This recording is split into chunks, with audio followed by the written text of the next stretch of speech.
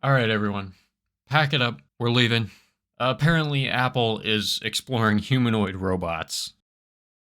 I guarantee you they're gonna try to stick Siri in there, and oh boy, that's gonna be horrible. I know one person that's probably pretty excited though. Anyone remember that guy that was going on YouTube and pretending to have sex with a mannequin that he labeled Siri and then overlaid a robot voice as like sexual grunts and noises. Yeah, I bet he's real fucking excited now. He can actually make a having sex with Siri at 3 a.m. gone wrong, gone sexual, gone violent, uh, fucking video and actually have it be a real video. But anyways, yeah. So hey everyone. Basically Apple's looking at trying to make humanoid robots, which is fucking horrible. Let's just not do this shit, Apple. Come on. Like, robots don't need to be humanoid. If we're gonna make robots, they should be limited to, basic structures that are, made to complete a task. Not fucking. They don't need to look like humans. They really don't. That's horrifying. People are just gonna try to stick their dicks in them. Like I don't know.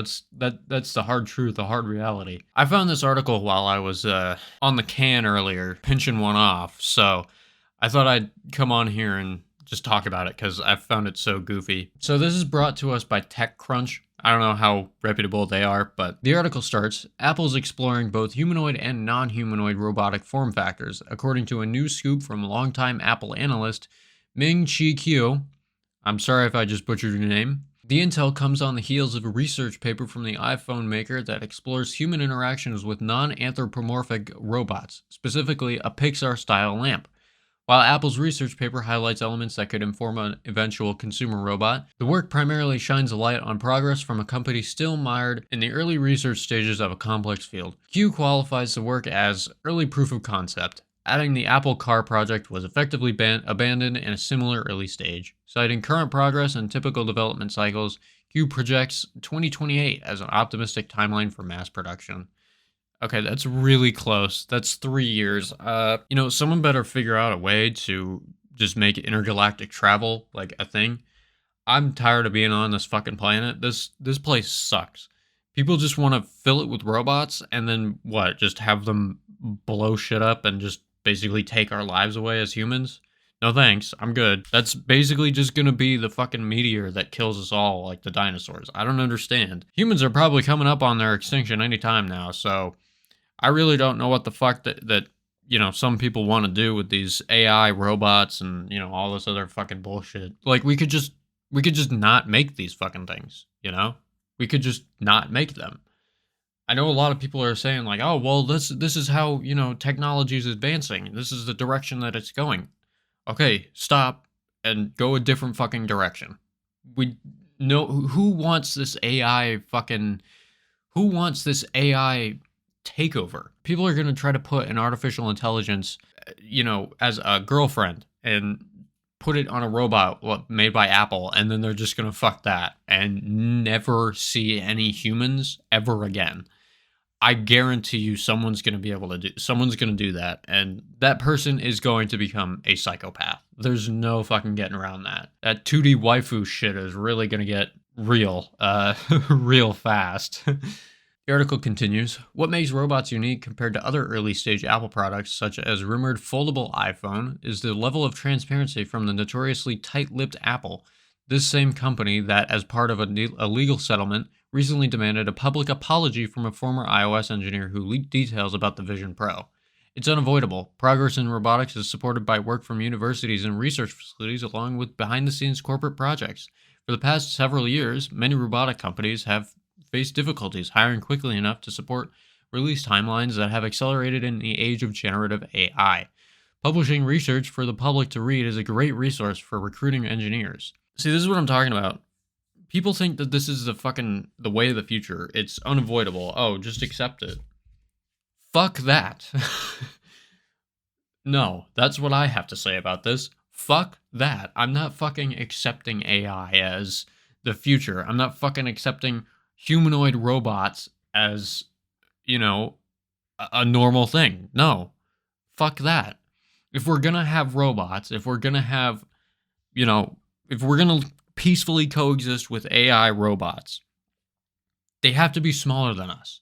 They have to be, we have to handicap them so they don't fucking take over. We just have to. Who wants this? Like, robots are cool and all, but if they're independently controlled, especially by a big fucking company, they'll just force whatever that big company wants you to hear down your throat, and just you won't have any other kind of, input on things because it's going to be living in your fucking house. Hughes suggests that the research paper's use of non-anthropomorphic qualifier is designed to distinguish the robot from humanoid research. While the industry debates the merits of humanoid versus non-humanoid designs, he writes supply chain checks indicate Apple cares more about how users build perception with robots than the physical appearance, implying sensing hardware and software serve as core technologies.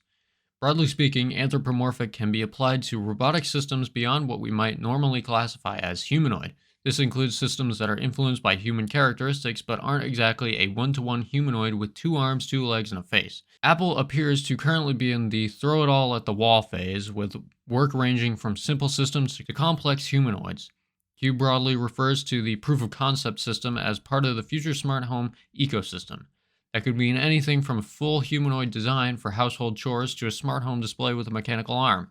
Leaks around the work have suggested the latter, which is far more plausible than coming out of the gate with a humanoid capable of folding your laundry. Such a product could have a place on a far-off roadmap, but to get there, Apple first needs to prove that people want a home robot that isn't just a vacuum. Numerous companies that are building industrial humanoids, including 1X Figure and Apptronic, are researching a path from a factory floor to home.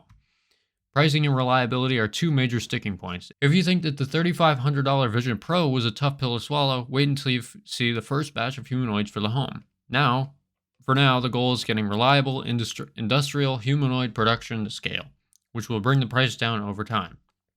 After abandoning the Apple Car and stumbling out of the gate with both Vision Pro and Apple Intelligence, it's fair to assume that Apple is taking a cautious approach to robots. While Apple has a solid track record of popularizing existing product categories, Silicon Valley is littered with the husks of failed home robots. The same can also be said for smart home category.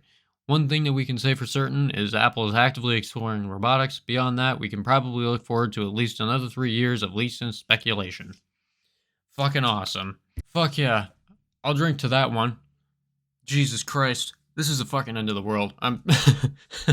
The idea of a smart home with all these devices being controlled by a company, that in and of itself is a tough pill to swallow for me, at least.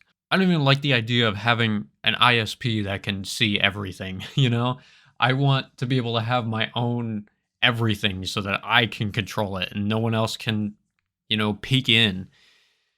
It fucking sucks.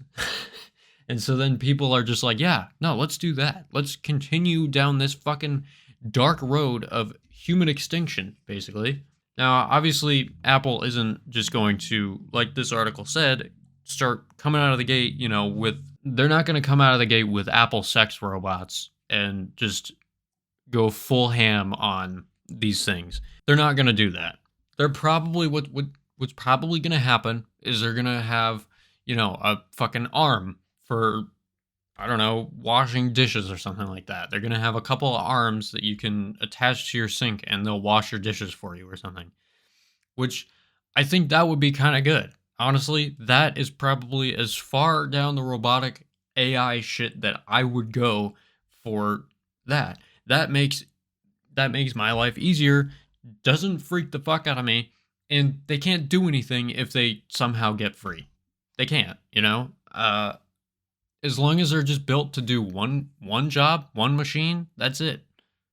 That's it. Now, the price tag, obviously, like this article said, again, is going to be pretty fucking up there, I think the only people that are going to be getting these fucking humanoid robots to do their shit is the billionaires, the already rich people that don't have a sense of what money is, I don't know. I don't want to look in my house and have a fucking robot that just hangs out in my house. I'm good. I'm good. What if the robot goes rogue, and goes full Terminator on us, huh? Then everyone in the house is dead. What if the robot messes up and starts burning down the house? And it doesn't know what to do because of a bug. Robots are one thing, you know? Having a robot companion like what's the Roombas? That's a-okay. That is fine by me. That is a vacuum. That is a machine made to do one job, and that's it. It doesn't look like a human. It doesn't have to look like a human. It shouldn't need to look like a human. No one has tried to stick their dick in it. Hopefully, but I'm probably being really naive to say that. I I'm sure there is someone probably stupid and horny enough to probably try to stick their dick in it. Enough dick talk. Knowing that that could be right around the corner, having a fake humanoid robot in people's houses, it's too much to bear. I know that there's things out there like, I know there's things out there right now that, exist like that, and especially with like schools and, research facilities like Boston Dynamics, it's it's great and it's cool to see. And shit, dude, I would love to have little tiny robots that do one job in my house.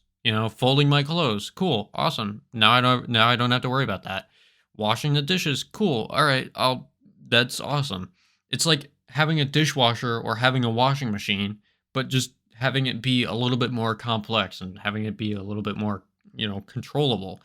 And as long as it's fully controllable by me, I have no problem with it. So I was going to read another article, but I think I'll save that for another video because I've kind of talked for a little bit too long now.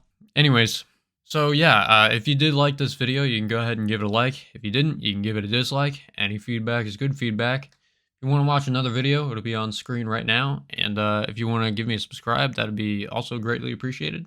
It's also on screen right now. So yeah, tell me what you thought about all this in the comments. And I don't know, how do you guys feel about the robots? The robot overlords, With all that out of the way, fuck you all, and have a good night.